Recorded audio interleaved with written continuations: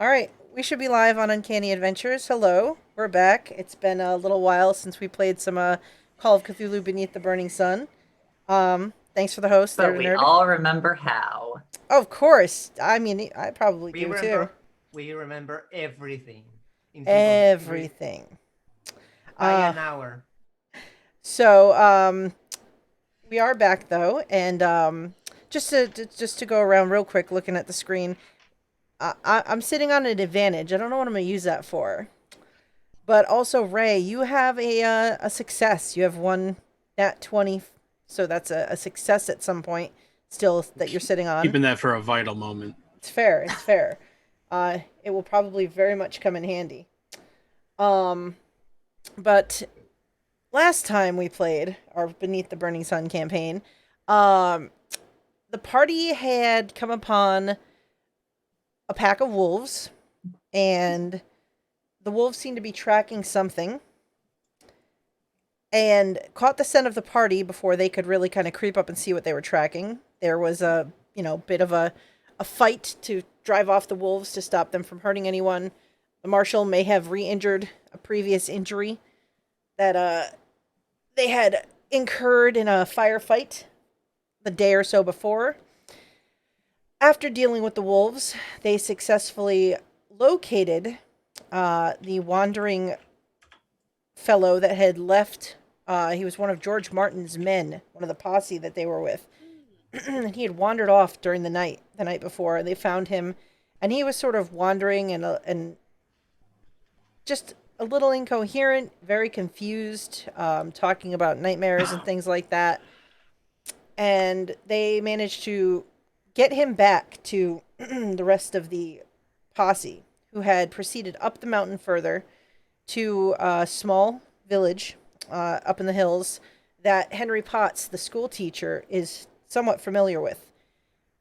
When they arrived, they found that there had been some sort of altercation. There were bullet holes and a few areas where there was blood and things like that.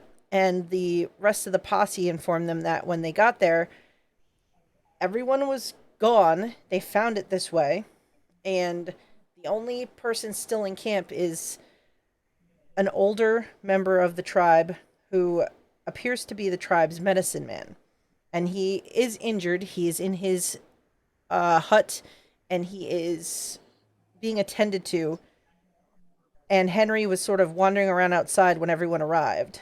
And so that's where we find you all, with Henry kind of leading you into this darkened hut to meet this medicine man. But before we do that, why don't we go around, say hello, and everybody can, you know, reintroduce who they are real quick before we get started. So we'll start with Teru. How about you? Hello, I'm Taru or Anarch see on the internet or just Anarch, and I will be playing Baxter Duff-Banford, the group's. But it would be a good. I have run out of nicknames. Youth criminal. Lovable street urchin. I was gonna say lovable youth street urchin. criminal. I'm the criminal. I'm the naughty boy. Future mastermind. Yes, future Troublemaker. mastermind too. Naughty crime boy.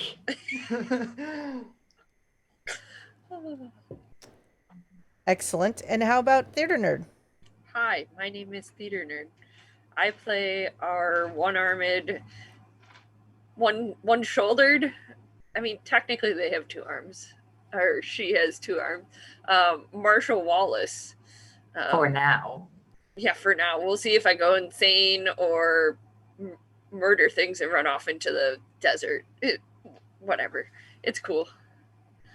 It's Cthulhu. I mean, it could Pretty happen. much any and all of what the above is possible. It's true. And Joanna. Hi, I'm actor slash writer Joanna Marsh. I'll be playing Sister Michal, and I just remembered in the middle of the recap that man that we found, I slapped in the face and force-fed laudanum, and he did. almost died. Did. You did. I Oops. left that for you to remember, but you did. He's fine. And how about I hope Ray? so. Hi, I'm Ray. I'm playing Samuel, the geologist, who's kind of still just here, I think. I'm not really sure what I was doing last. So this should be interesting. That's fair. So, and I'm Jeanette. Hi, I'm the keeper. And yes, word of warning, this is Cthulhu, so things can get a little crazy and things like that. If anything's bothersome to the players, they know they can mention it in chat. We use a safety system to make sure that everybody's okay. And also, if you're in the chat watching and there's something that bothers you or you just aren't comfortable watching, you can always exit, no problem. Understandable. That's what this is. And Your mental health is more important. oh yes, very much. We're here, Damn right. and even if it is Cthulhu, I more want everyone to have fun. So, yes, there's some eldritch horror, but we try to balance it with interesting, fun things too. Like Just because our we're shooting friend, monsters is not an you can excuse to throw beat as- monsters. Yeah, Like our you can friend, throw- the you can throw at- shopkeeper's husband. Aw, Yeah. You can throw at me as much as you I can't think of his or name, but You can throw at me as much as you want. I'm playing Vampire every Sunday. excellent. So the shopkeeper's husband, what was? Oh yes, where is he? Jake Parker. I was thinking of Arthur, but Arthur is an NPC for my Sunday Yep. game. Jake Parker. Hey, Jake. Jake did really good inside the wagon during that ambush. Yep, With, I'm telling. and If I make it back, I'm telling his wife what a big damn hero he is. Mm-hmm. I So want to say maybe- his wife's name's Ethel. His wife. It's Mrs. Parker. Yeah. Ethel. I think it is Ethel. Let me see. You where's don't my mess note? with his wife. It's Mrs. Parker. Yes, Ethel. It is in fact Ethel. Yeah, I remember her. She almost killed me. Well, she almost killed Baxter. I need to remember speaking third person when talking about RPG characters. And she may have nearly killed Jake many, many times over the years, but they're still standing. Oh dear. Poor Jake. So yes, so we come back into this adventure. We fade back in, and you are in this village there are all of these signs of this village getting ambushed by the outlaws you are following. You find Henry Potts he's drinking kind of from a glass, like a canteen, having some water. He looks very disheveled, like finding the village this way has really shaken him. But he does appear to be very happy when he sees you all. And he does let you know that there is one survivor left in camp. And he says that he'll take you in to meet this man, but he's in very bad shape. But he requested if he was still alive when you got here to meet you all. So Henry will lead you inside. And this is a small, kind of a domed structure. The door opens. It's kind of dark inside. There is various, scents of like herbs and things and incense and things like that burning. And you do see kind of at the far side of the room, an individual kind of laid out on a bed, kind of wrapped up in some coverings, and looking towards you. Their face is very ashen. You can see that they're in pain, but when they see you, they try to sort of lift themselves up onto an elbow. And Henry walks over and kneels down, and he looks back at you all and he says, "This is Tatanka Tasia. He is the medicine man for the village, and they shot him. We've done what we can to try to staunch the bleeding and protect the wound for now, but he's in really terrible shape. But I told him if you got here, I'd bring you to see him." And he says something to the man in Navajo. He's not completely fluent, but he's obviously been practicing for a bit. And the man speaks back, and he says he has a story he wants to tell you if you would hear it. Story.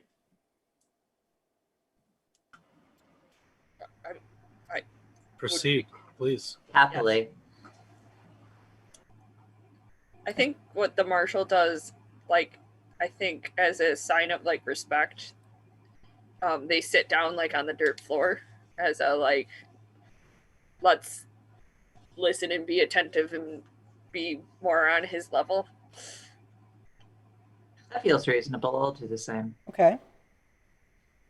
Baxter follows suit. I think it is it her. So as you all sort of either take a seat or stand to listen, Henry listens to this man speak for a short time, and then the man will pause, and Henry looks back at you, and he says, "The mad white man who dresses like a holy man. He says he came to this mountain with the man from the sea. He said that they went to the lake, and the false holy man spoke words of power over the lake, and awakened a demon of many tongues that has been dead for many years. Now this mad white man has taken away all the people to feed to the monster and make it strong. He says that only by killing the one who awakened the demon of many tongues can it be put back to sleep again." And then, and then the older man sort of motions to something on the floor, sort of off to the side, and Henry kind of goes over and picks it up, and it's this small kind of bundle. It looks like kind of like a cloth sort of makeshift doll in a way, and it kind of like it makes noise when he picks it up, like it's stuffed with something. And he brings it back over to the older man and hands it to him. And then the older man speaks to him again for a short time and hands the small doll back to him. And Henry says, he says this contains a spirit of protection and that it can help us to stop this false holy man. And he sort of points around the room, and there's about 5 more of these kind of scattered about inside the room. And Potts says he wants us to take them to protect ourselves from this creature. He says we should keep them close to our hearts.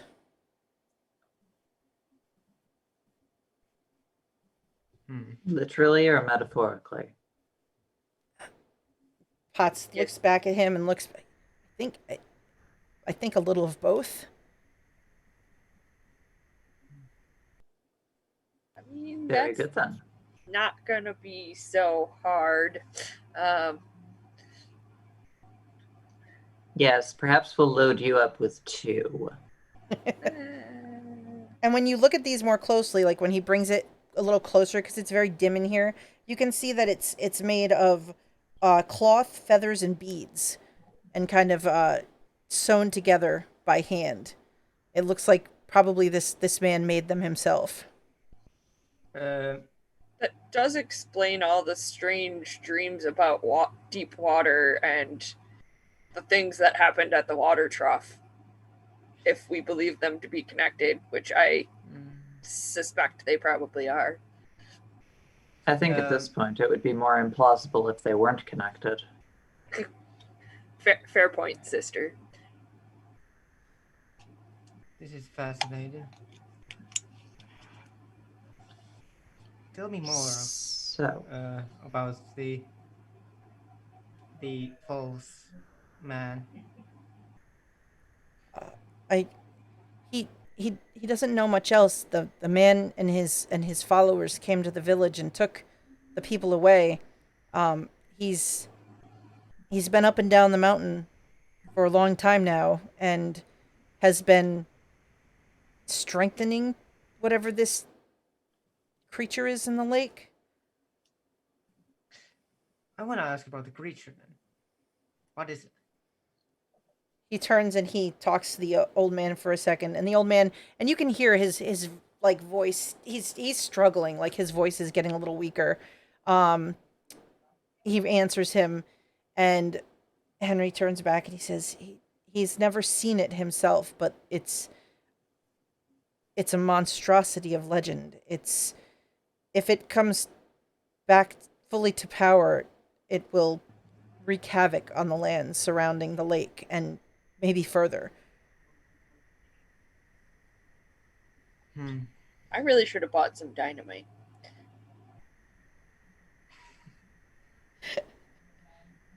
Sorry, couldn't help myself with that one. I think we should probably let the medicine man rest. As much as I would like to gather more information, it doesn't sound like he has much, and he's straining to speak to us. Henry kind of leans into all of you and he says, are any of you very skilled with medicine in any way? I I mean, we did what we could as far as patching up the wound, but if he doesn't get like serious treatment, I'm afraid that he's not going to last very long. Baxter I looks have at Baxter some looks at experience. Baxter looks at his sister and Samuel. You two gonna do anything? I would be only too happy to try, at the very least, see what I can do to make him more comfortable. Can I assist in some way? Yeah, is there an assist action in Cthulhu? I think so. Yeah. Yeah, You get, if you get a want to bonus assist, die. yep, you can offer to assist and give the another player a bonus die to roll for it. And this would be either a first aid or a medicine, but you need an extreme success to help him. He is so badly wounded. Sister, sister. This is why I didn't offer to do it, but I'll help. Okay, so my first aid is 40, and my medicine is 22. Sounds like a first aid roll to me. Yep. So with the assist from Samuel, would I press the purple die? Yeah. It's a purple one. You're looking for an extreme success to Come on. Pray for me. No, that's two Oh. extra die.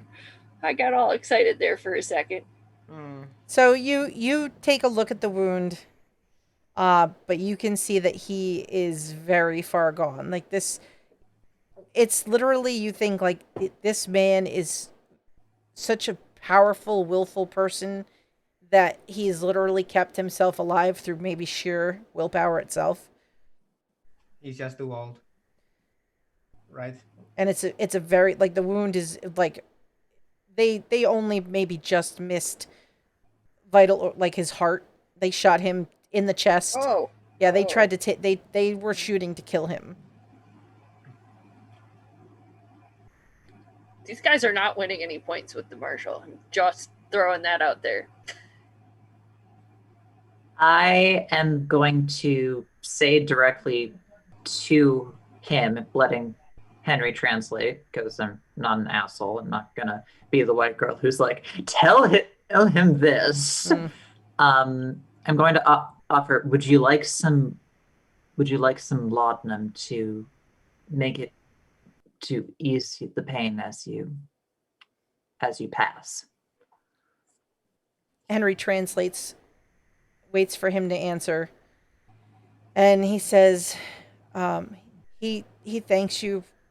I explained to him what that was, but he said no, that he is going to go the way a warrior would. He will let this wound take him if it must, but he will not take any kind of assistance to ease the pain. So be it then. Thank you very much for all of your help and for these talismans, I suppose would be the proper. I'm not entirely certain. Forgive me.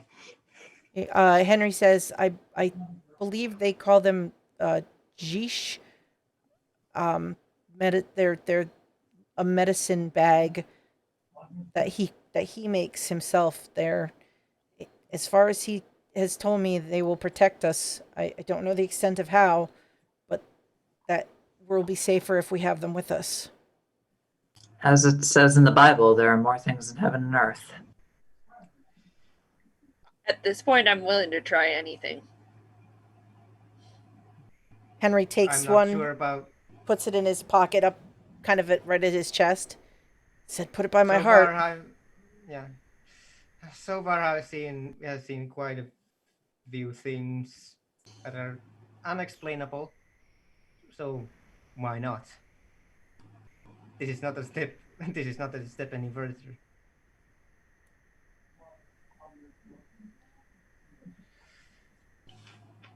And I'm gonna take the one pouch as well. As will I, and I'll tuck it into my Victoria's Secret compartment. I think Marshall probably also has like a breast pocket because she's probably wearing a man's shirt, so she probably sticks it in there, and she would like to walk up to the medicine man and kind of give him like a nod as a like sign of respect, and thank you. He gives you a very light nod of his head as he tries to settle himself back down onto the bed that he's lying on. He just breathes and kind of leans back and closes his eyes. How much time do we have until nightfall? You have probably a couple of hours. You got back. You left in the morning to go after your wayward mercenary, and you got here probably. It was close to sort of the dinner hour when you did get up and catch up with them, because it took a couple hours to sort of get to where this village is. And we're approximately a day behind the outlaws at this point. It sounds like it. You're probably a day to a day and a half. They might, like, depending on if they know some kind of obvious shortcuts or something, they might get some lead on you, but you do know you're at least a day behind the Boston, the one that was at the ambush that got away. You haven't found like any sign of his body, so you think he might still be out there. And then the rest of them were probably at least another day or so, like a half day to a day ahead of him. So, I'm going to turn to the group and ask them what they think. I'm thinking we're better off staying here. There's not much need to make up too much for camp, so we can leave relatively early in the morning, be well rested, and head out, or we can head out and make a camp. We don't have too much daylight left. That's the only thing. We should I let think- this man be with his family and discuss this outside of his abode Oh. first. Right. Yeah. I kind of assumed we all left at that point, but But I agree, we probably would be better off rested and not have to Yeah, worry let's- about wolves again. Yeah, I think we should rest here.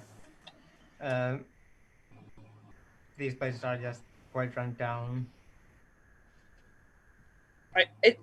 at this point, I don't think we're actually going to catch up to the outlaws before they get up the mountain.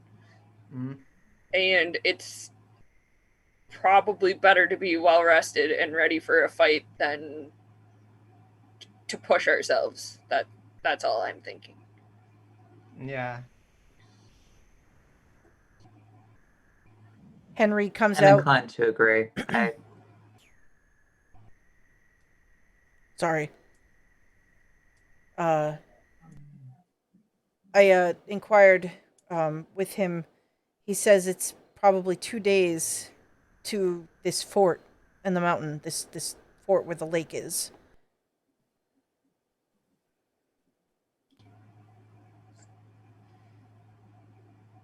Two days. Huh. Hmm. And is I there mean- anything in between that? I'm sorry, what? Is there anything between the fort and the and this village? Anything noteworthy? I don't think so. It's mostly I guess open country, heading up into the hills until I guess there's some kind of a mountain path that goes further up to where the fort actually sits, kind of up in the hills.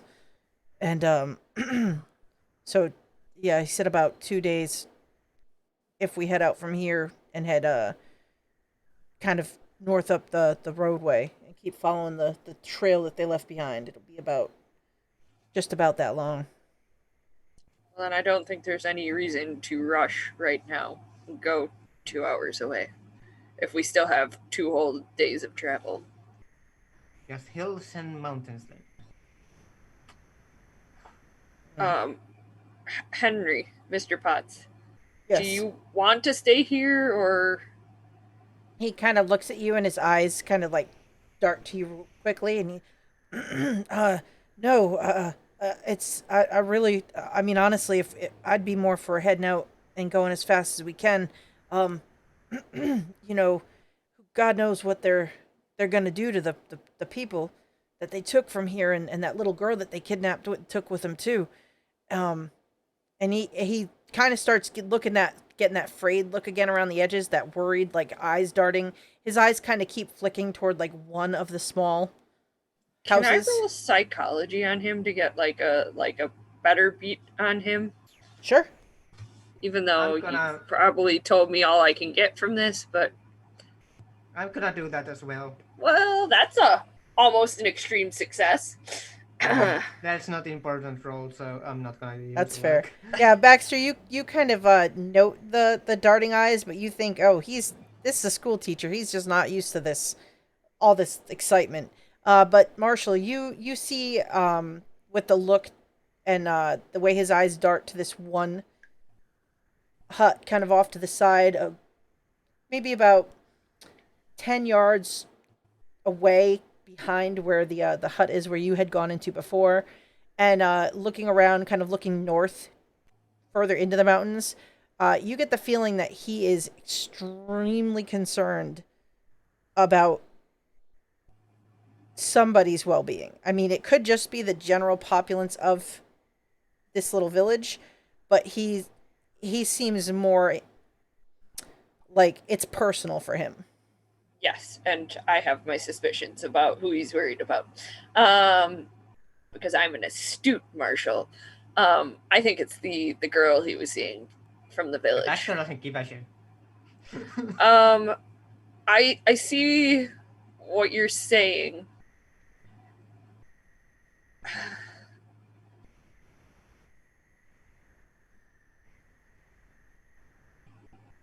I mean, we could ride on for another couple hours.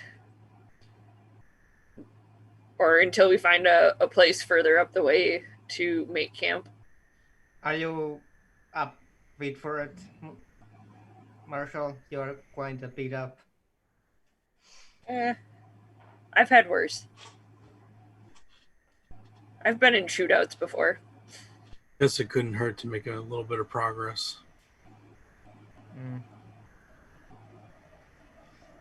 Well, I Is guess we. George Martin here? George Martin is here with his men. They've kind of set up and are cooking, like preparing dinner for the evening. They're they're kind of back toward the outer edge of the village. They've kind of just set up with their bedrolls and things like that, and tied the horses up, and they're mostly going about and they're inventorying any sort of food supplies or water, and sort of rationing out what they think they might need as far as having to travel further up the mountain and then having enough to come back down and head back to town. So they're kind of working out what they can take from here at the moment.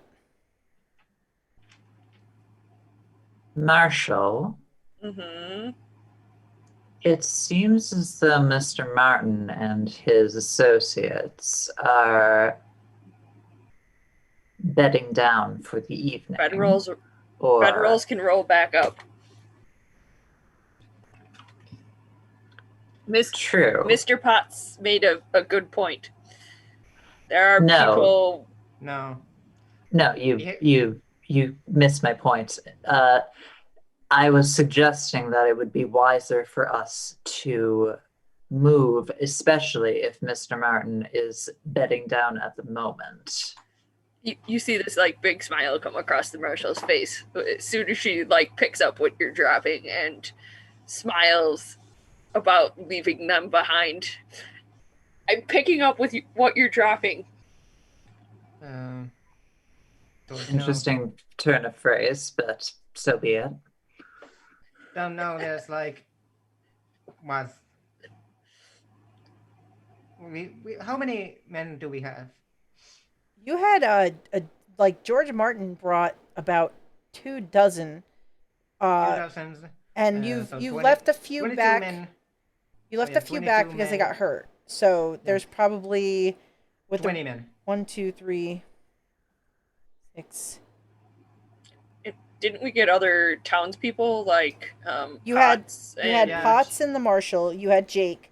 You had George Well, Martin and his two like original ranch hands that came with you, and then he brought back after you asked him to maybe bring some more people. He brought about 24 more, and like I said, a couple of them had to stay behind with the injured after the whole ambush and things like that. right. And Jake stayed with them. So you're probably right now a total number of probably about 20 of you in total. And how many were the the Outlaws. with the outlaws and freaks? You weren't 100% sure. You from what you learned from the fellow that you caught in the bank and also from the fellow who had his tongue cut out, there were at least a half dozen or so of them, give or take. There might be other like random members in the hills that they might call in, but as far as the group that left the town, there was probably about 6 or so of them that rode in, did the bank robbery, and then headed out. And there's likely way more in the castle. It's It's possible. in the fort itself. Yes. So I bet in there's like 30, around 30, fellow over 20 at least. But we also have potential allies if we can find weapons that we can take with us on the inside. Speaking Maybe. about the natives specifically was what I was thinking. Yeah, but I don't think they are. Some of them are probably warriors. Or at the I'm very not least, against- angry. Yeah. I'm not against going out right now, but there's like over 20 men there. What are like 6 gonna do?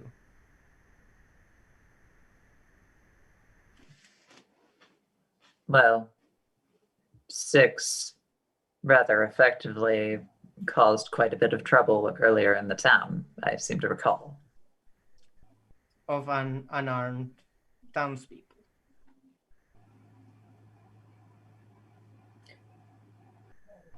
Well, we're not charging the front gates, are we? Because No, that's insanity. we had some sort of intel of a extra route inside. I believe through the side or something. You I were don't remember what it was, but yes, I think. I think it was that it was like collapsed wall. I think the keeper has an idea. you sort of from what you I learned. remember it. Go ahead. It. Okay. It was a collapsed wall, but I think it was like one of the most heavily guarded parts of the whole thing. Yeah, so from what you were able to learn about it, and not a lot of people know too much, but it sounded like it's set sort of in this low valley up in the mountain. The fort itself is built into the far back wall of this valley, so it butts up against a cliff face that goes up along behind it, to at least 100 or so feet higher than it.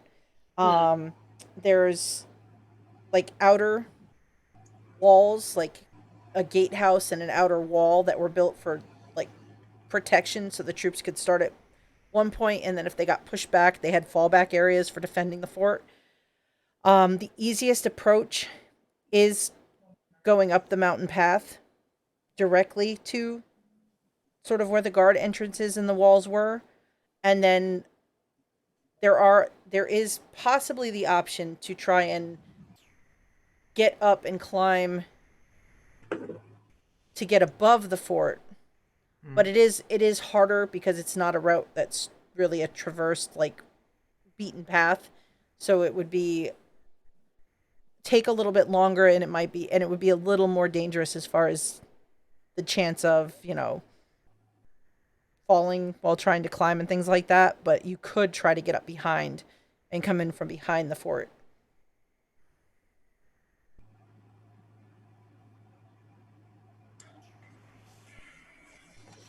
I think we should try and get up behind the fort. I agree.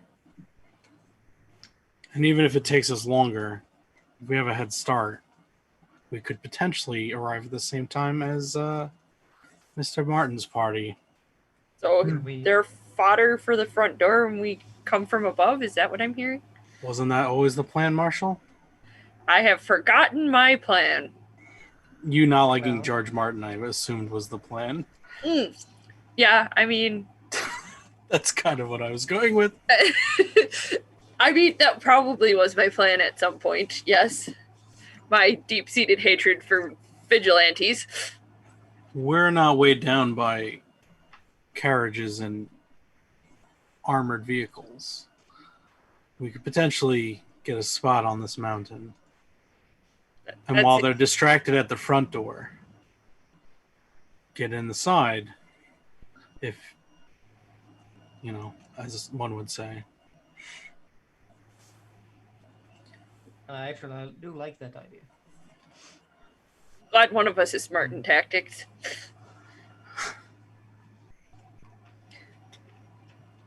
Well, I think it's decided the 6 of us, or the 5 of us, Mr. Potts included, are going up the mountain. Do we want to tell the other marshal anything, or just sneak away once everybody settles in? I think it would probably be easier. Tell just them we're don't- going to scout ahead. It's not like Not it's entirely, not to the truth. not entirely a lie. You know what? Yeah, I am bought into this. My fear is having George overhear us telling the marshal anything or okay. getting suspicious. Isn't there marshal to marshal confidentiality or something? Or is that there just doctors? there is now. Yeah, I on like the the same sounds side of that. Yeah, I will try to act casual and walk up to the marshal and tell him our plan. Roll to act casual. Meanwhile, when Marshall is going to do that, I'm going to pick a few rations for us. That's a good call. Our thieving young compatriot. Excellent. So Marshall, are you going to? How do you approach the other marshal? You heard them. Casual. Yep, casual. I'm going to actually probably not casual, given the news I've heard. Probably somber and slowly is probably more realistic for the situation.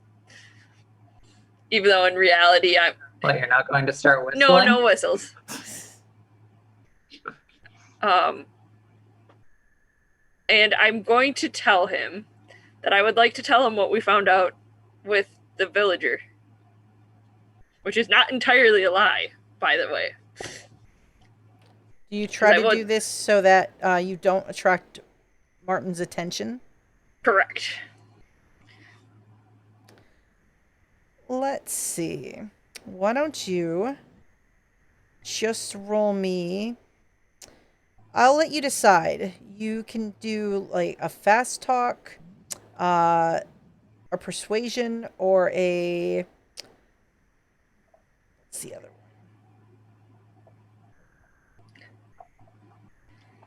Charm, to kind of get his attention and maneuver him away from Martin. I'm gonna do a persuasion because that's 25. Fair. God damn it. Fuck All right. that guy. So as you try to casually get the marshal's attention, George Martin, ever vigilantly paying attention, watching, and things of that nature, sees you approaching and yes, Marshal. Was wondering. I heard that you'd gotten back with the group. Thank you for bringing back my man there. He's worse for wear, but we're taking care of him. How are things? Did you come across anything on the road? I heard wolves attacked you all? Yes. Aha. First of the few words I see still. So we're settling in for the night. We've decided to sort of take it easy for the evening, rest, recuperate, probably leave 2 or 3 people here when we head north tomorrow morning. We're collecting any extra rations and water that we can collect to take with us just in case. And then we'll be able to head out and exact justice on these foul outlaws. I think you can see now that, especially with what they've done here, they don't deserve anything but the end of a noose. You're assuming they're going to make it that far. Well, good point. If they die in a firefight, more easier for the rest of us. You're assuming they'll make it that far. All right.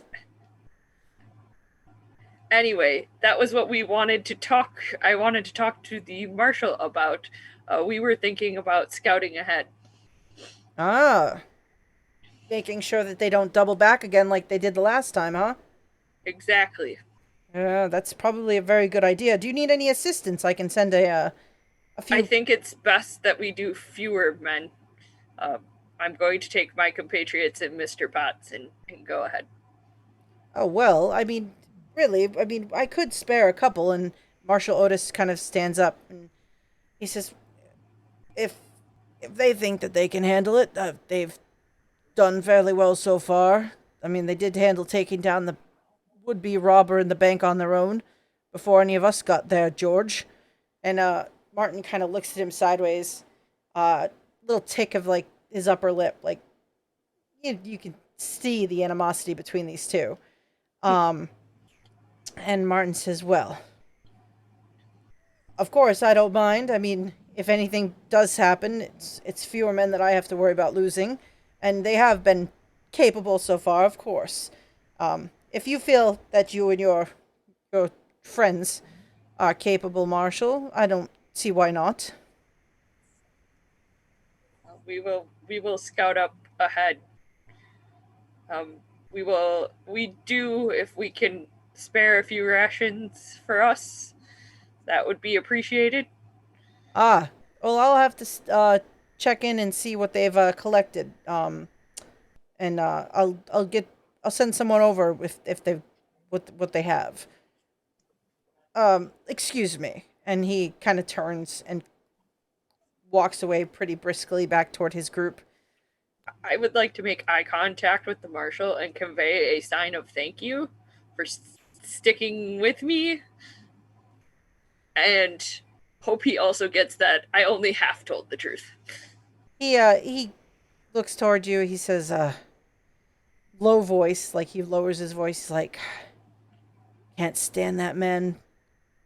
He's always trying to circumvent the actual law in this town, and it makes what I have to do that much harder when he comes in, riding in with his posse of people and gets them screaming and gets the townspeople ramped up about a thing, and next thing you know, a man should be sent to the city for a trial, and they take out their vigilante justice. And at some point I have to stand back because I'm so outgunned and outnumbered. There's nothing I can do.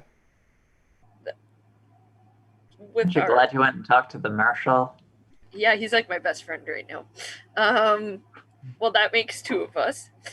Also, we don't intend to come back. What? We're gonna go. Like, this is a super hushed tone. The tone drops another octave. Yep. And, like, several decibels. We want to go up the mountain and hope that George and his men will serve as a distraction at the door. I see. The front door. I not a terrible plan coming at this from 2 fronts. They've already lay in wait for us once, so Which was kind of why I insisted that it only be the 5 of us, because fewer people, less likely to be spotted. Or at least that's my hope. are you sure you feel safe going just with your small group? What if they do? What if you stumble upon them and you're outnumbered? Well, then we're outnumbered and we'll deal with that problem when we get there. I've got 2 guns. He looks at your wounded shoulder and gives you a raised eyebrow. If it means helping your town, I'm willing to make that sacrifice. Well, Just make sure Julia knows. I mean, I if anything happens, I will, but I hope that if you're going to go ahead in a few days when we run into each other again, that everyone comes out of this as unscathed as possible. I've got my concerns. I hope so, but I also kind of hope you don't have a vigilante problem anymore. You see, like, the look go across his face, like, it's a little, that's a little bit of a dark thought, like, as much as he's stressed by these vigilantes and what they do, he kind of looks around at them all.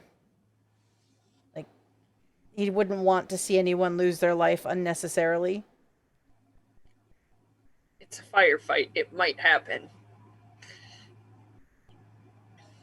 Anyway, I should probably make the final preparations with Marshal, my horse. I know it's confusing. Might as well have 3 marshals. He snickers and he says, "I actually forgot you'd named the. I heard that in passing." Yeah, well, I can't say I'm a clever person. I'm just good at shooting. Well, just be careful. We've obviously seen that these people they'll even turn on their own. So that means this reverend, he's completely out of his mind. That's putting it mildly. I think so as well. Well, I wish you good luck, and I will. If Martin gets concerned when you don't return, I'll try to keep him from sending anyone to sort of follow too closely. Well, if it happens, it happens. But I figured you should at least know the plan. I appreciate that. And you're taking Mr. Potts with you? I don't think he'd stay if I wanted him to. No, when we arrived here, he dismounted from his horse and ran, yelling a name into the village, disappeared in between some of the houses while we were first trying to determine if anyone was still here or if there was any immediate danger. And he was a bit out of his mind for a little beat or 2 there. I had to really sort of physically shake the man to get him to calm down and come to his senses. Something I think that he's friendlier with the people here than he have previously said, and their predicament has really disturbed him. I will tell you this: love can do that to you if you pick up what I'm dropping. Oh. Which is why I'm pretty sure he won't stay if I want him to. Well, In fact, I may have already suggested it.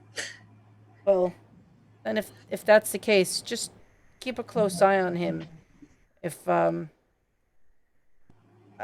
worry about his well-being if anything's happened. Just take care of him. He's a good lad. Good man. He's good to the children. And I think genuinely just a good person. I would agree with your assessment. He seems like a good man, and I will do my best to protect him. All right. Well, I'm going to go and be a distraction then. I was going to say, I don't think I'm actually waiting for those rations I asked for. Meanwhile, think- the screen I'm going flips, and Baxter is on the prowl through the camp. Yeah, I'm gonna stealth. Okay. Nice. Excellent. Jordan, can I get a bonus die? Oh, and this is because this is pretty much happening the same time when Marshall is having a conversation with the vigilante leader and the Marshal. Do I get the bonus die also Sure. for that? Sure, you can have a bonus die because she's Marshall is distracting them. Also, I'm using stealth, so that gives me also a bonus die, right? Mm-hmm. It's Ooh, 3. nice. Nice. So, Baxter, what are you doing? Yeah, I'm when the Marshal is heading out and doing his thing and having his conversation, I'm slither to the dark corners of the camp and go to the and when I get the most opportune moment, go to the rations. I take enough food for at least for a day for five people. Mm-hmm. All right. So while you are taking rations, and sort of putting them into your pouch, sort of counting them out, you're extremely quiet. You do hear approaching footsteps. It sounds like at least 2 people are heading in this direction. You're kind of tucked in. It look behind like where they've kind of stored these within like one of the like houses closest to the edge of the small village, and you hear these footsteps approaching. You're I got a 4.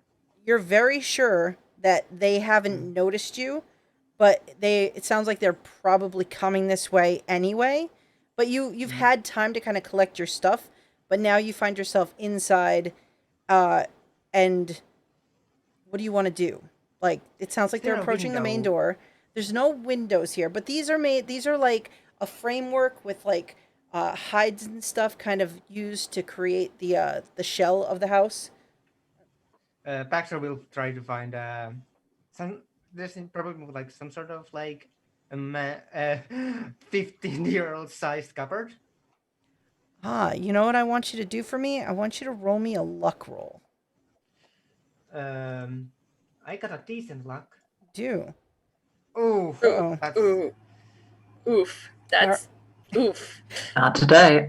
All right, so you I feel guilty for sending him towards. I still got a 4 on my. you do. So you have your rations in your bag. You stand up and look around for like something to hide in, and like you kind of do that thing where you stand in the middle of the room and spin in a circle twice, and nothing kind of jumps out as a good option in that moment. And there's voices, a man and a woman kind of talking, low voices. They're not rushed, but the footsteps are getting closer. So they're definitely heading in this direction. Yeah, I'm going to find the darkest corner I can. That's is hidden from the Russian stash and the from the door. Okay? Try to find like something like that's is small enough for mid-feeding because So I kind of picture like you going to the far corner and then just like there's a pile of like sleeping hides on the bed and you just dumping them down and falling under them on the ground and hiding. yeah. Okay. So as you pull these covers over and kind of just flop down, you can see just where you can just see like a little bit of the ground level. And as you kind of stop moving, the flap of the tent kind of opens up. These two individuals, two of George Martin's ranch hands, sort of walk in. One male, one female. You've seen them. You haven't really talked to them much. You think that the man might be named John. The woman, you're pretty sure was Lucille, maybe? Not sure. But they are coming in and they're carrying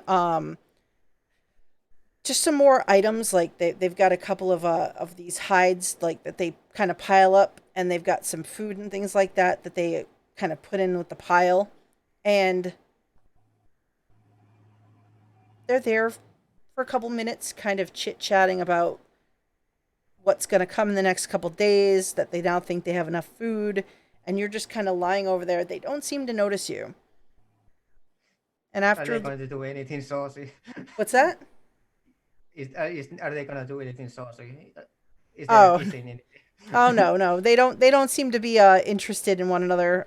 They just seem to be they seem like they've got a business. good working relationship.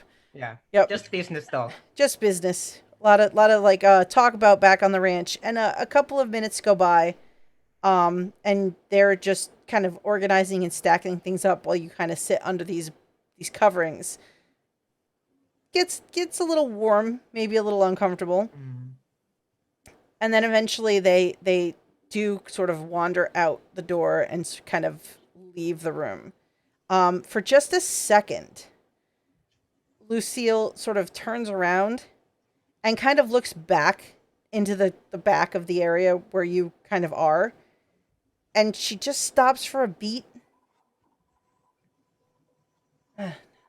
And then turns and walks and follows out behind John. And the flap closes over and it gets darker in here again. And you can slowly hear their voices and footsteps walking away.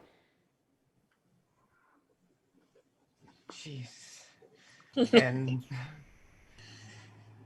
and when I hear they're like far enough away, I sneak out and put the rations on and slide the rations for each party member who is going to go. All right. Okay, so we have enough for at least for a day. We have to scavenge for food first all the way. But we should have enough water for at least for a while. Okay. At least 2 days, I think. So while Marshall and Baxter are wandering about and sort of dealing with this, are Sister and Samuel doing anything?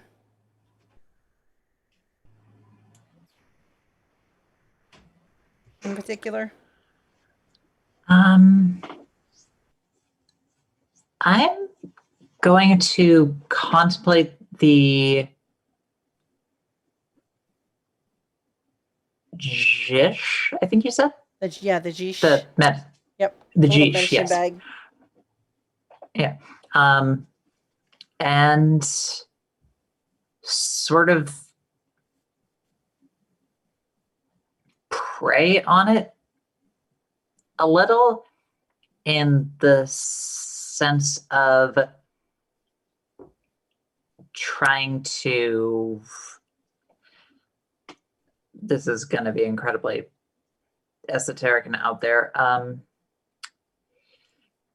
If there's power in this and there are demons in the world, then there is power in ritual and there is power in thought, and that means that I have to be able to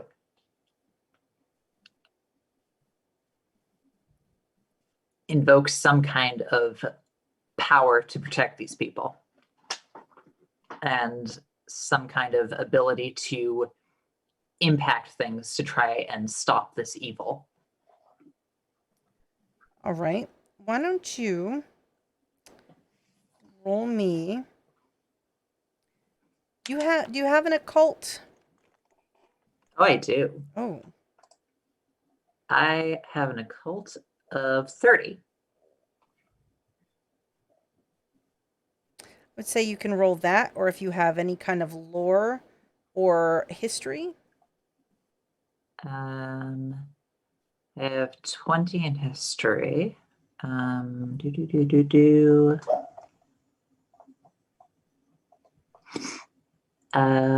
No ranks in Cthulhu mythos or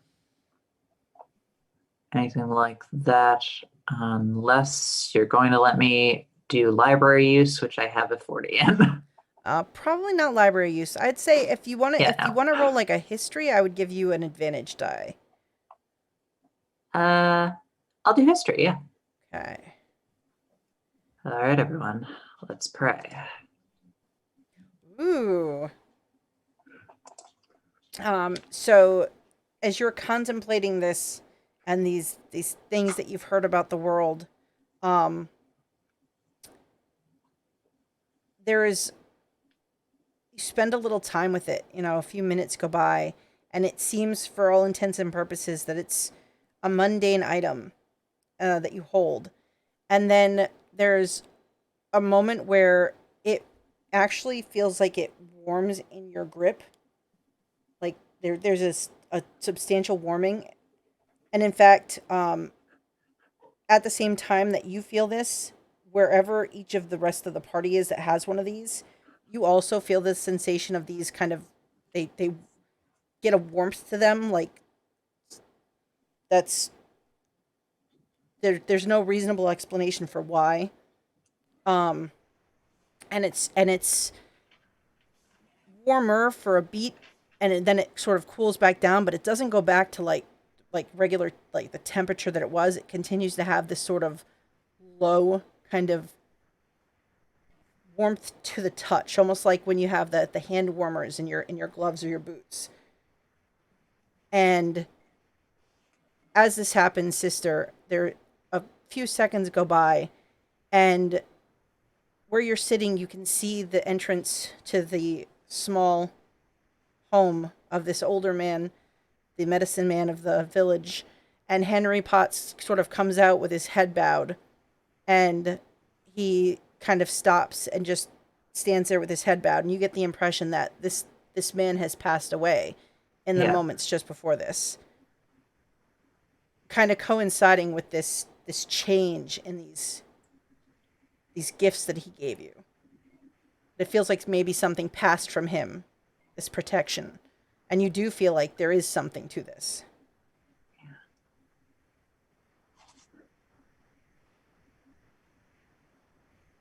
This is power. This is hope. There's evil in the world, but there's good too. And we stand a chance. I envision Samuel's kind of sitting probably nearby and feels the warmth of this thing, looks up, and she says this to herself, and he just goes, huh, okay then.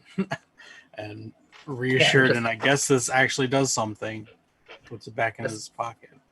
Samuel just turns away like, what the fuck? What the fuck? More like, huh, it's not just me. Okay. Like he's ready to be like, what? Nope, not okay. Yep. Okay. Oh. And shortly after this happens, Marshall and Baxter both sort of make their way back to where you're all waiting. Okay, I'll be handing out the rations. We should have enough water for 2 days, but we don't have enough for the get to the summit. But so we have to scavenge our food rest of the way. We can hunt. I'm not overly concerned about that. Or we hunt while we're down here to not give us away and save the rations for further up. That's also not the world's worst idea. Pretty I think we confident should in just- our abilities. We have enough guns here. We did fight off wolves. Yep. Yeah, let's just go now. That's kind of the plan. I might have sent Martin on getting us some more rations, so we better skedaddle before he comes back with them. Because acting casual didn't work. There is no Is acting that what you were casual. doing? Sister, You're not. I tried to act casual. I don't know if I know what that means. Apparently I don't, because Maybe you should leave such sleight of hand. Someone has experience in it. well, no.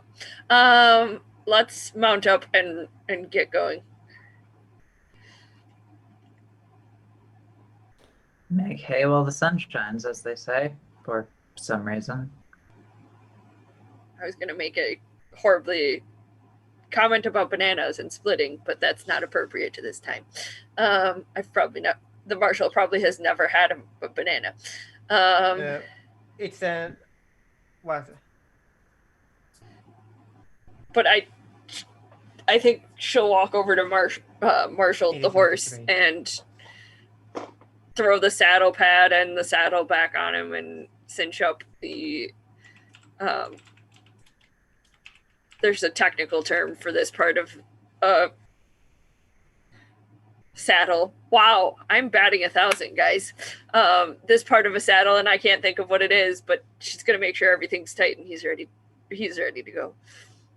I do think Marshall has had a banana because No, they were quite popular in the 1800s, even in Americas. Oh. well, Marshall decided that no, bananas were just a no. Hey, no bananas. Hey, all I know is when I was a kid, I wouldn't eat bananas because I thought they smelled funny. I love them now, but as a kid, I refused. So it can happen. There's actually a reason why the banana candy stays so weird. Is because it's based on the the popular original banana. I happen to like the banana flavored runts, so I don't know what that says about me. That you're pretty cool. Okay. Thanks. You're welcome. All That was right. not the response I expected, but okay. Okay. So you collect your horses, saddle them up, and take your rations that Baxter has procured for you, and ride out this evening, heading to the north. Does anyone want to, while the path is pretty clear, does anyone want to roll a tracking roll to make sure to sort of see if you can pick out the tracks? My track is Got it. 40, so it should need- probably be me unless somebody has higher than 40. I got a 10 in tracking. So I'm gonna roll tracking. I will use 2 luck because this is important. Oh. All right. So you ride a little ways out before you really kind of investigate for tracks, just so you don't draw any attention from the rest of the posse, and no one kind of follows to see what you're up to, curious sorts that they may be. And you very quickly find a trail. You can see both horse hoof prints and you also see footprints. And Marshall, you get the impression that the outlaws appear to still be riding, but they appear to be moving any prisoners that they've taken on foot with them. And so they're guiding them up into the mountains on foot. Mm-hmm. I will convey this to the rest of the group. So that probably means that they'll be slower getting back. Possibly. They are still a day ahead of us. regardless. Well, now I kind of want to see if we can catch up to them. Let's And- try to stick to the original plan. But if we can take some of their numbers before they get back to the fort, that in the long run helps us. Even though I do want to get rid of the vigilante problem. they'll still outnumber us. There's 6 of us, or 6 of them and 5 of us. Oh. We're not that outnumbered.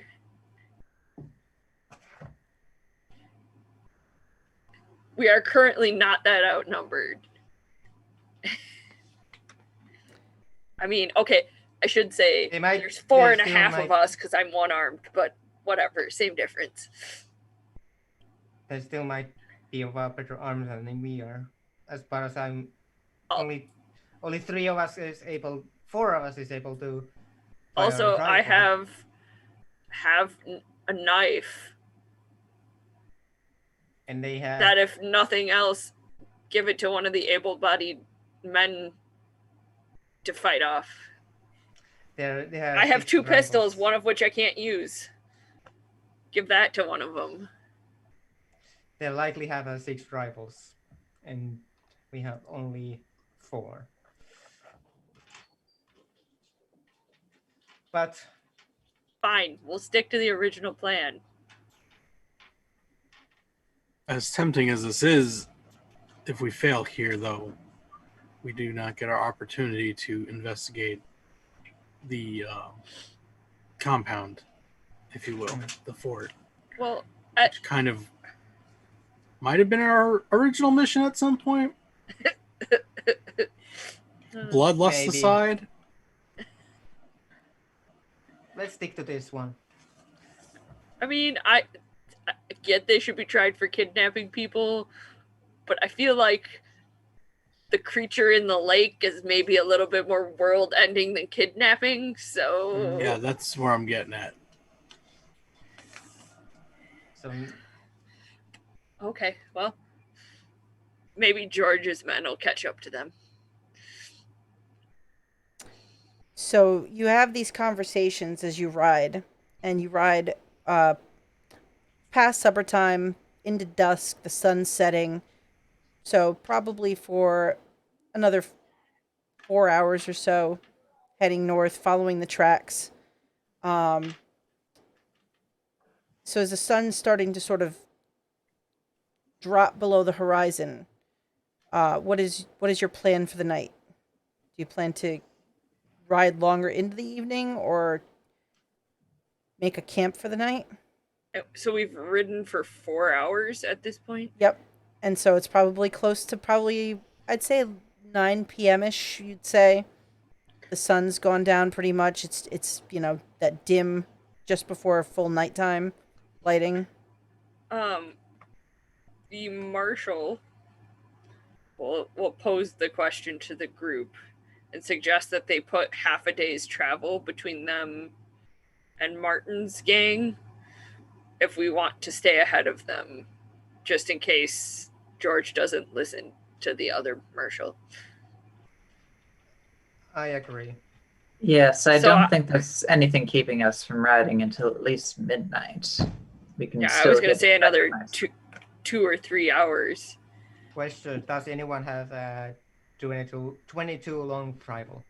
I think, don't we all? Don't we still have ones from Mrs. Parker? She did No, give we you have all 44. Oh, We have 44s. I thought we got rifles from her. Did we give those back? We I got don't 44 rifles. Oh. Not 22 long rifles. 22 long rifle is a small round for small animals. Oh. I was just maybe we should hunt something. I have a peacemaker. I could shoot with my pistol. It's still quite a lot. Peacemaker is still quite a large round for small animals. Well, that is You true. blow- Well, I would say we should keep riding, and if I see something worth shooting, I'm going to shoot at it for food. Make sure it's a big enough animal for the round. It doesn't explode. Well, that's kind of the goal, yes. Or I'll just aim for its head. It's fine. All right, so if you're all going to keep riding and go for a few more hours, I'm going to have you all roll me some spot hidden rolls just to, as the sun's setting and it's harder to kind of see further, see what you see. Oof. Let's try that again. Right or left click instead of right click. For fuck's sake. All right, so you ride on. The marshal's trying to keep an eye out to find something to maybe take a shot at to get some extra food for the road, but things are quiet. There's no wolf pack hunting you this time, at least not currently. You ride for about almost 2 more hours before Samuel notices first, and then Baxter a couple of seconds afterward. It looks like there is something slumped sort of off to the side of the well-beaten trail. Doesn't appear to be moving, and it's about 50 yards or so further ahead of you when you see it. You're not sure what it is in the dark. We don't know what that shape It's not moving, you said? Does not appear to be moving. It's sort of lying off to the side of the road. Humanoid looking? I'm gonna, I guess, like motion to the group to slow down and have us all take a look at it. And maybe try to slowly approach it with a weapon drawn. Okay. So does everybody approach together? Yeah. Or does anybody hang back? Baxter will approach from the other side. So Baxter goes wide around to come to the side of it? I have an oil lamp. I'm going to shine that forward. Not so much approach, just try and provide light for everyone else's approach. Okay. So Henry Potts will sort of stay with Sister Michal while the rest of you approach. And when the light kind of shines on it and you get close enough, you see that it appears to be a body lying here, sort of wrapped in some kind of shawl that's kind of covering the upper portion, so you can't make out who it might be. Baxter will approach and slowly take the shawl off its face. Okay. I'm keeping my pistol pointed at it then if he's gonna. Yup. All right. So as the shawl I have only drawn one, by the way. Okay. So as the shawl is removed, you all see this older woman. She looks like one of the villagers, and she has a bullet hole right through her forehead. It looks like she was shot point blank. Now, anyone who does not have, of the three of you who are up close looking, if you don't have the immunity to sanity loss for viewing a corpse or some kind of gross injury, it's only Baxter. Well, I know Samuel has it. I'm pretty sure the Marshal has it as well. Okay. I would have to look and double check, but I'm pretty sure that's a law, Baxter man. does have, because I have the outlaw. I was in the war. Okay. So too, and Marshal was also on the war, so he has I was not in war. I'm pretty sure I get it from the lawman. I will look, but I'm pretty sure I don't have to all right. worry. Well, if you have it, then you don't have to roll sanity. If you don't, you do have to roll sanity for seeing this poor woman who was apparently assassinated. This is. What kind of woman is it? She's from the village, or she is from the village. She's older. She's probably in her late 50s, and she just looks like one of them must have shot her and just shoved her to the side of the road and kept going. I do have limited sanity loss immunity. Okay. For seeing blood and gore, only half in most extreme cases. So I probably have to roll. You should roll, yes.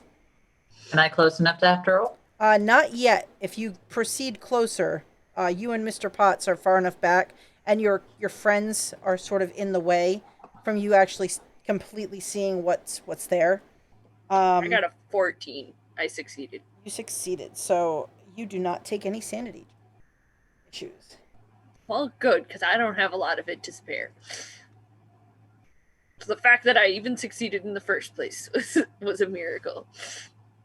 Well, I'm not quite to that point I'm yet. gonna double check as well. Was it limited for immunity? Oh, I could have told you I had it up. Outlaw is limited sanity loss. Okay, then I'm going to roll the sanity thing. Fail. Oh, okay. So you would take half if whatever you would take. All right. So, How much was it? all right. So you just lose 1 point of sanity. So I would say that when Baxter comes around the side, as the Marshal and Samuel sort of get a first look at this, and Baxter, you kind of you kind of involuntarily like jump back and give a little bit of a oh my, and just take a handful of steps away from her in that moment. And sister, you see like Baxter kind of like stumble back from whatever they found. I think it's more of a ooh, like that. I think the Marshal will cover up the body again and quietly say to Baxter and Samuel, you should probably just keep going. Well, Before I you think go, I'm gonna whisper and also say I think the sister might want to say something, but we should be on our way quickly. And Samuel will kind of motion for the sister to come, but not for Mr. Potts, I guess. Yeah, the Marshal's idea was to try to keep Mr. Potts from coming over. Yeah. But I assume the sister wants to give last rites, I hope. Baxter Mr. will Potts, would you mind keeping an eye on my horse? I want to get a little closer to my compatriots and make sure that they're doing well. All right, sister. And he'll reach over to take kind of the reins and sort of hold the horse while you dismount. Thank you so much. And I step forward and look down at the bundle that I am pretty sure that I am intelligent enough to have made the imprints. Sister, it's someone from the village. It's not pretty. I was afraid of that. All right. Currently, she's Unfortunately, I'm covered with not- her shawl, so you don't see her in the moment. Thank goodness. Unfortunately, I doubt that my faith is of the sort that this woman would appreciate having said over her dead body, but needs must. And I will... Samuel, would you mind holding my oil lamp? Thank you. I'm going to clasp my hands and start speaking in Latin and just say some last rites. Just, guide, help this soul be guided to the loving embrace of our Savior, blah, blah, blah, blah. You say the last rites. Mr. Potts stays where he is with the horses, but cranes his head and kind of like squinting in the darkness, trying to see, but he can't really make out what's happening. And you are undisturbed as you do so, and you finish. Nothing happens. We don't get like a warm feeling in our... No, it's still the regular warm. It doesn't warm up at all or anything like that. After I cross myself, I do put my hand on where the dish is, and I'm just like, I'm so sorry. And I'll take my oil lamp back and be like, thank you so much, Mr. Potts. I believe we can move on now. Yes, let's move quickly. Does the corpse have a similar, like the whatever it is, the thing that we got? No, nope. That you, if you do a quick look, no, she doesn't have any sort of I'm gonna medicine bag on I'm her. gonna pick out anything that's like remotely useful if they if she has anything in her like pockets. Giving her a quick once over, she doesn't appear to have anything really of use. It looks like Is there not the like personal items or anything? it doesn't look like it. It seems like they, if they had anything, it was probably taken, or there wasn't time to take it. That they were taken from the village swiftly, and they didn't collect any personal items or anything like that. Like she might have been cooking and not near her tent, so there was nothing to personally grab and take with her. I will. Actually, I'm not close enough to do that really judgmental thing that Sister Michal wanted to do. You long Well, I just distance wanted give to- him that look. I had two reasons. Obvious one, you know why. No need to go there, and something personal that would. Oh, it's that woman, and So they would know who it was. Right. I mean, the only personal item might be the shawl that you've kind of covered her in. Like that's the only thing that seems Not like worth she it. probably made it herself. I'm gonna take the shawl and No, put it. No. I'm going to take it. you will get a stern looking. Yeah, I'm gonna to. stop. Yeah, there's no way. I probably do that like playful like bat at your hand while you try to take it off of her. This will tell us who she is. As you're doing that, Mr. Potts like, who she? What happened? There's no pushing for dinner around this. Why do you have to? We didn't have lie? to bullshit at all. He didn't have to know. It's still bullshitting. Mr. Potts, Yes. this woman from the village seems to have perished, Oh no. Yes. Is it? and Don't look at it. Don't. But what if it's not? It's not great. What? Yeah. But our is it- mission is a woman though. You precedent. said a woman though, but he's like Older dismounting. woman. older woman. Older woman. Older woman. Like 50s, 60s. I mean, I should still maybe look. I probably No. know who she is.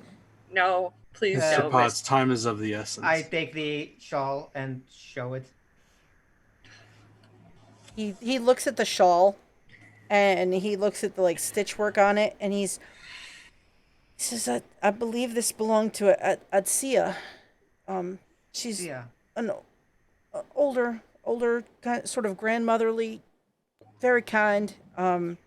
Always made me rations to take back with me when I would stop to visit, and so I had something for the road going back to town." His eyes flickered to where, now the lantern light is not, going as easily. It's like, I'm going to step forward.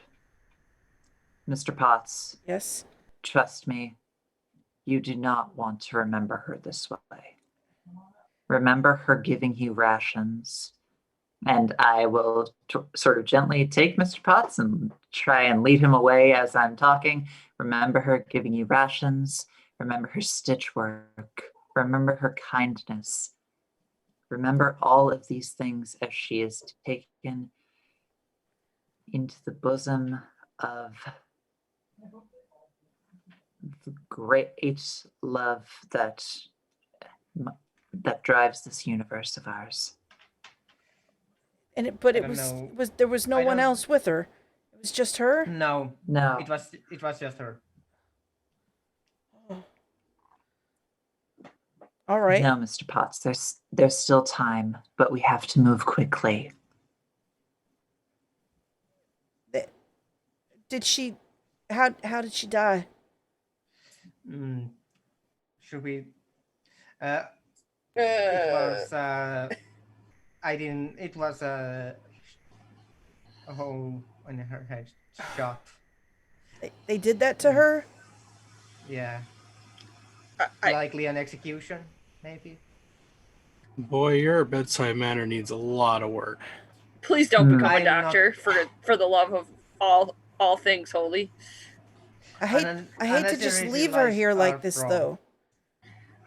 I know that we're on such a timetable. I just hate to leave her here like this. We will return for her on the way back. Yes, Watch and out. in the meantime, we are going to cover her with the shawl so that she is not eaten by animals. They gonna smell. Animals gonna smell her anyway. That's not the point, Baxter. Do it now. Also, I thought like shawl is like quite small. Like it's not gonna cover her all the way up. I don't care, Baxter. Are you a stupid man? You really are. We're trying to make Mr. Potts comfortable. It doesn't matter what's going to happen after we leave. I mean, I'm uncomfortable, I think, anyway. In Well, general. I'm trying, Mr. Potts. I was kind of hoping. We're not in the business of disgracing bodies, especially ones that are not I mean, within the same. I can you can take my bedroll if you want to use that. If that would be wonderful. He takes it from his saddle and hands it to the marshal. I will kind of use it to cover her body completely, knowing that the body might not be there when we come back, but trying to give it respect and dignity.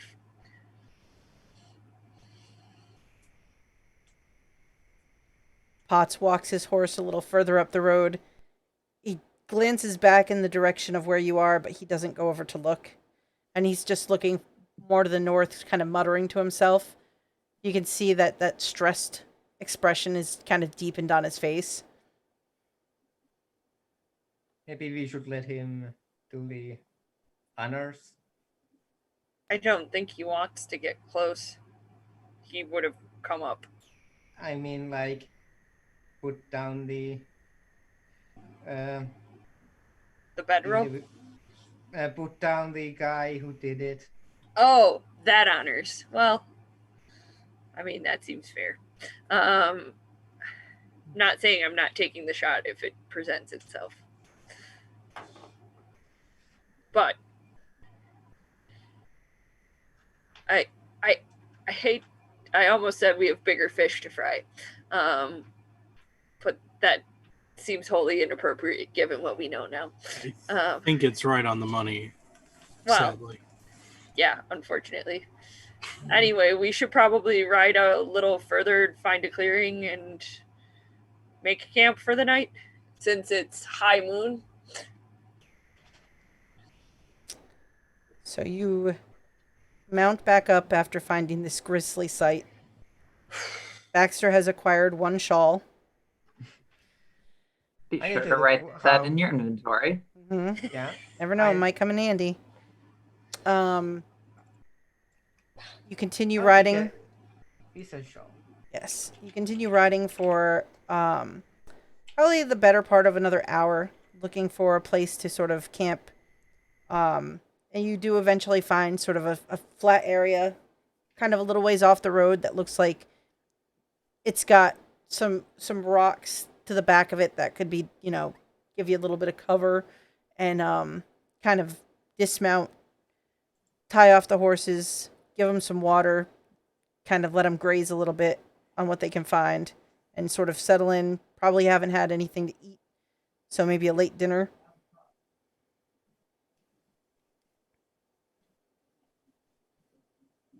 And then you settle in, kind of get ready to sort of call it for the night, and plan to get up probably early to head out, Yeah. sort of keep going. Mm.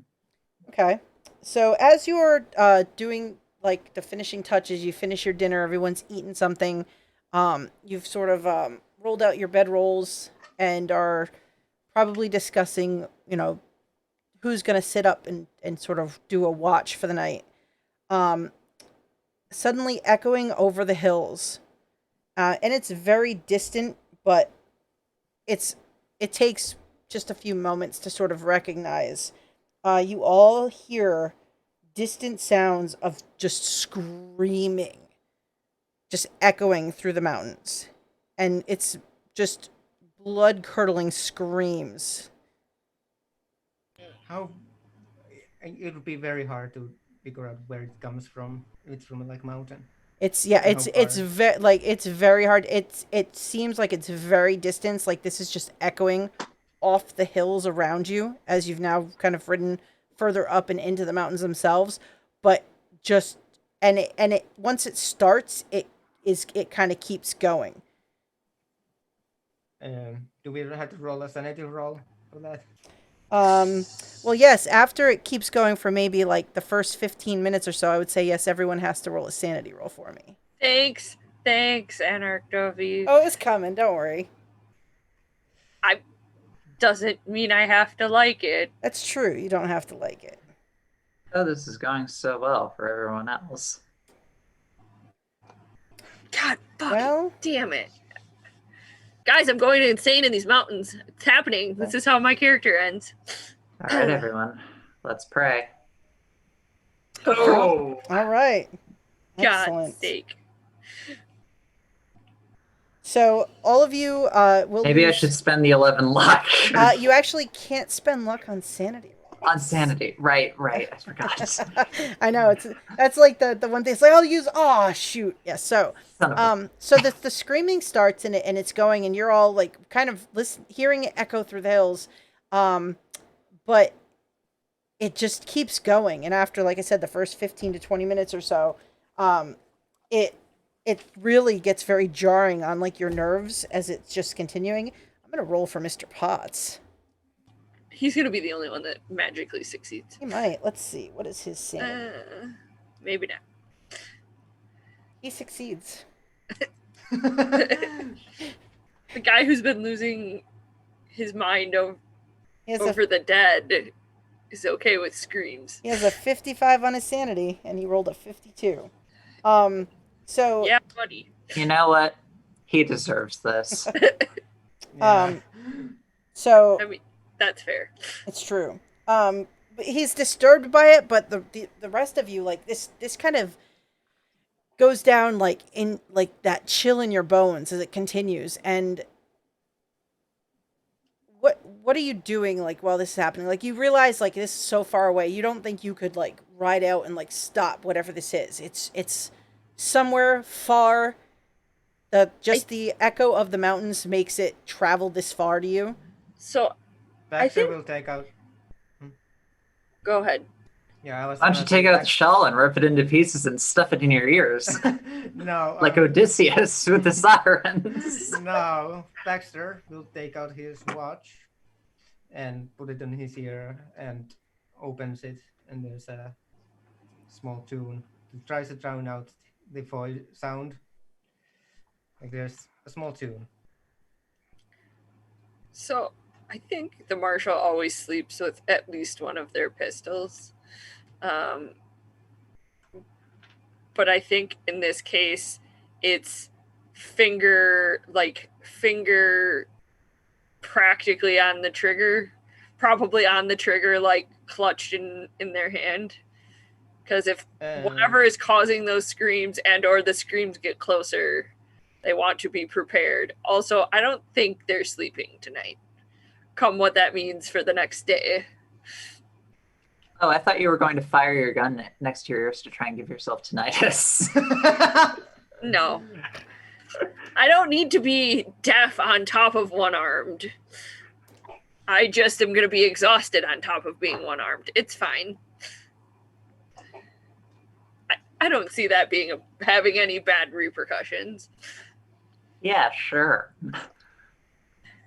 Henry Potts, he takes his Winchester rifle in one hand, and then he runs over and he sort of goes to where the horses are, and they're very agitated by this, and he just sort of makes sure that they're tied off tightly, that they're not gonna like rip away from their binding and like run during this whole thing, as he sort of keeps the rifle at hand and is like looking into the darkness a little bit wide-eyed, and like as this goes on, like it's stressful. You can see the stress on his face, but he just is trying to make sure you don't lose your horses during this. He is a good guy. What about the rest of you? Do you do anything else special, or do you just wait to see how long this lasts? So basically, I'm pretty sure that constant screaming has me immediately mentally thrown backwards to the asylum. So I'm just gonna start clawing at my ears. And just muttering under my breath, shut up, shut up, shut up. And the rest of you do see the sister Michal's struggling mightily with this.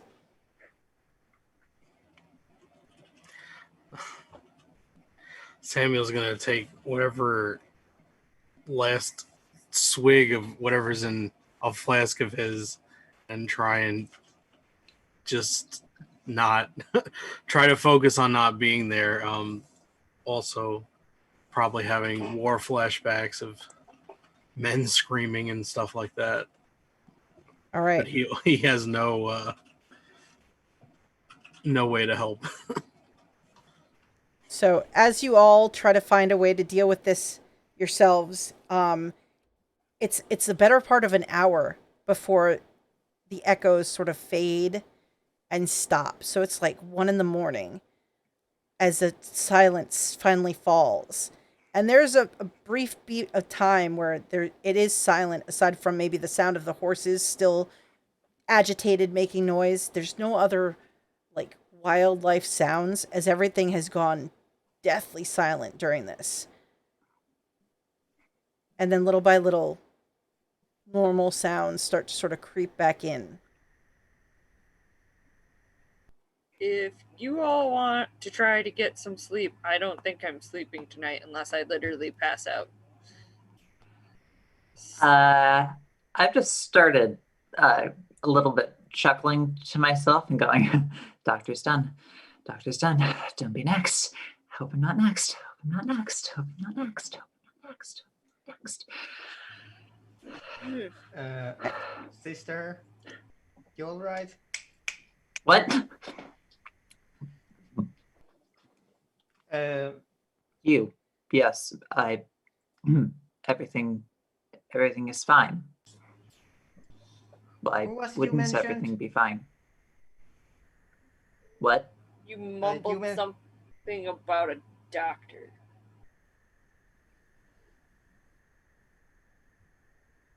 Just eyes darting back and forth between everyone who's spoken. Just. Did I? Yeah. What else did I say? Don't be next. Well, quite a statement, that. So are you sure you're okay?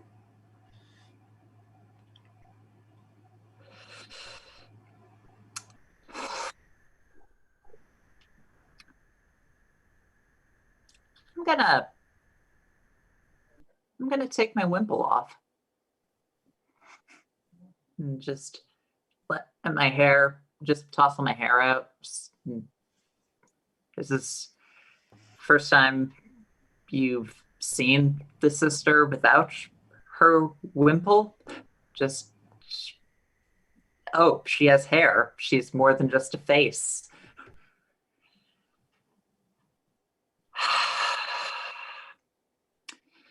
So it's a bit late in the game to bring this up, but apparently I've left myself with no choice. My name is Michal Hoffman. I'm not technically what you'd call a nun. Technically? I worked. I there were a lot of nuns around me when I was a patient at the Utica State Hospital in New York.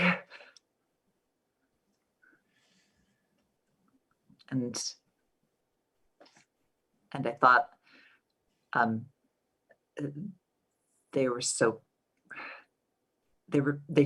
talked about God as this beautiful thing, but there was nothing kind. There was none of the kindness that they spoke about God having in what they did to me, to us, the patients. And so when I got out, I thought I could do better. I thought I could be kinder.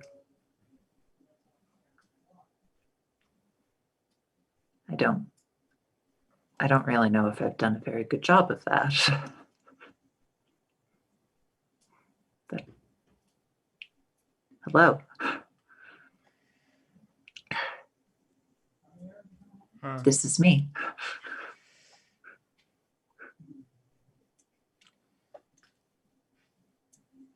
I don't really know what to say to that. Well, does anyone else have a very, very, very big secret that they should reveal here? I got nothing. I don't have a secret. Henry Potts like leans in and holds out a water skin toward you, sister. And he says, "Here, you should have some. Yeah, take a drink. It's nice to meet you."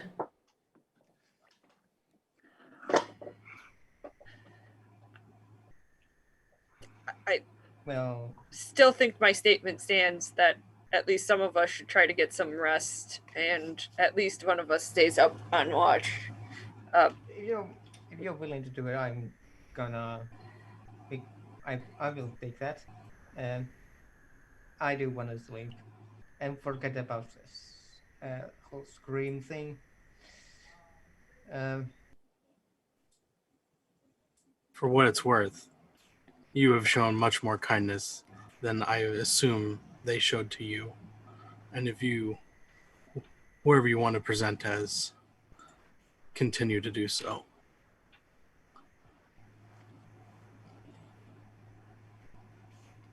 Thank you. And I'm gonna put the wimple back on a little bit, try and straighten it, and say, I would love to sleep, but I don't think it's going to happen anytime soon, so I will take a watch. Well, I think that makes two of us, sister. Your secret's safe with me. Thank you. And I think Likewise.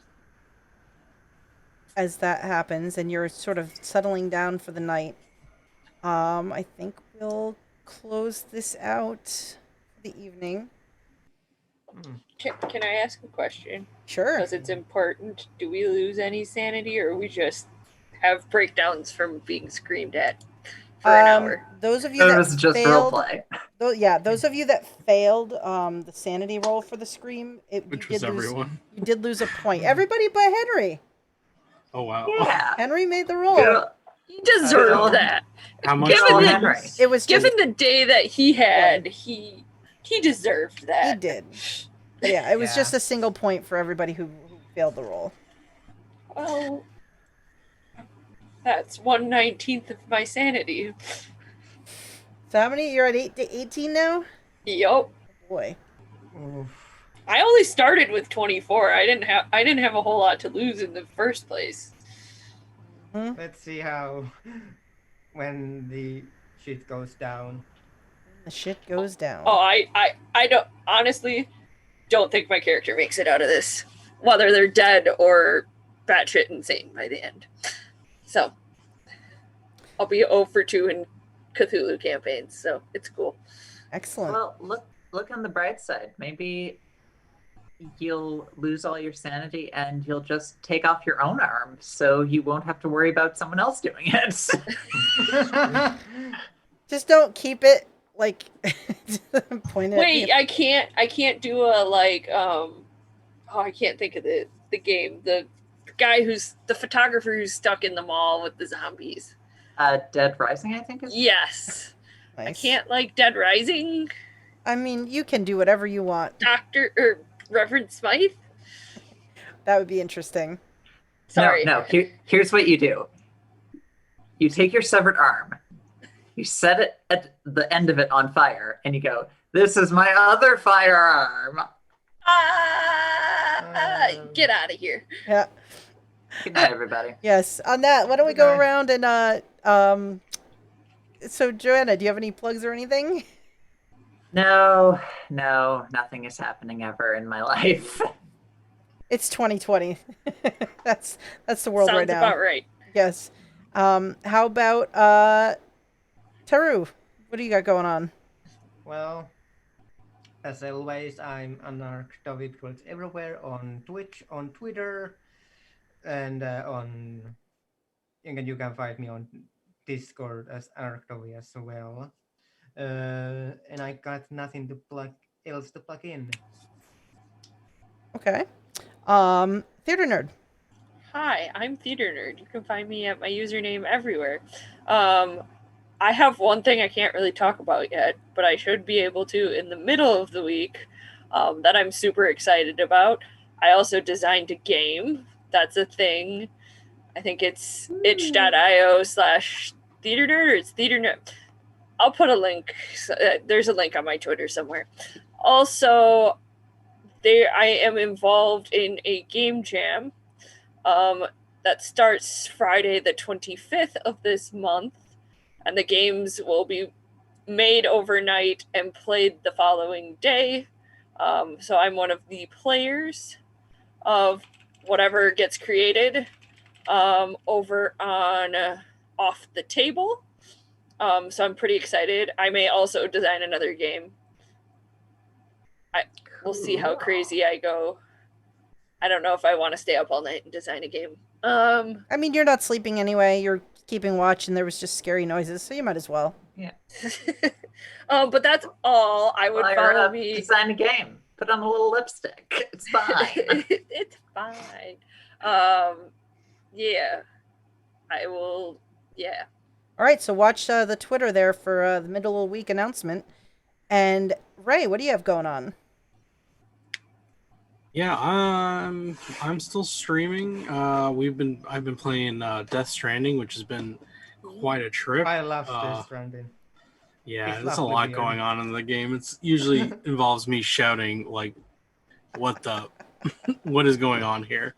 But that's a reoccurring thing on Sundays around like 1 p.m. Eastern. Other than that, I have a couple things in the works, but no info yet. So that'll be on my Twitter when they come available. Excellent. And I'm Jeanette. You can find us here every other Tuesday at 7 p.m. Eastern Time to continue this adventure. Or I'm sorry, Monday. Today's Monday. I get my days so confused in 2020. I don't even know what date it is. Is it September? I'm good. So it doesn't matter. It's quarantine. It's fair. So every other Monday, you can find us here at 7 p.m. Eastern Time. Every other Tuesday, we do have on the off Tuesday another Call of Cthulhu game that runs at 7 p.m. Eastern Time. And every other Sunday, so this coming Sunday at 4:30 p.m. Eastern, we have Skull and Shackles as a D&D 5e campaign that we're running. And you can also find me on Scotty Hood's Twitch Saturdays, every Saturday at 3 for Chaos Crew, and every other Saturday at 7 p.m. Eastern Time for Ghost of Saltmarsh. So that's kind of where I'm at right now. And this is fun. I'm glad we're back to this. I look forward to we're creeping toward the end of this. I think maybe I said last time maybe 2 to 3 sessions. We're right in there. This coming session is probably going to be maybe the penultimate, leading into what happens. The Dun, dun, final dun. showdown. Mm-hmm. Sorry. Well, I was trying not to get her a copyright strike. That's we're why I fine. stopped. But yes, so we will and perhaps next time or very soon after we'll see Reverend Smythe for the first time and the rest of his outlaw crew. It'll be good. I love it. Let's All be right. reasonable. We could die at any time. It's fair, yes. Or go crazy. I mean, either or. Or So both. on that note, we're going to head out for the evening. Everyone have a great week. Take care of yourselves. And we'll see everybody soon. Bye. Bye. Bye.